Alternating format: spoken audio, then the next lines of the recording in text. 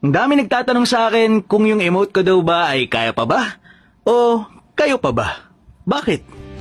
Naging kayo ba?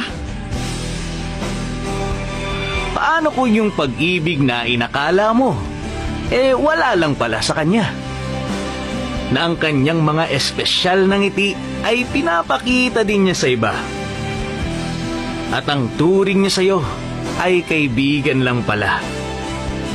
Aasa ka pa ba?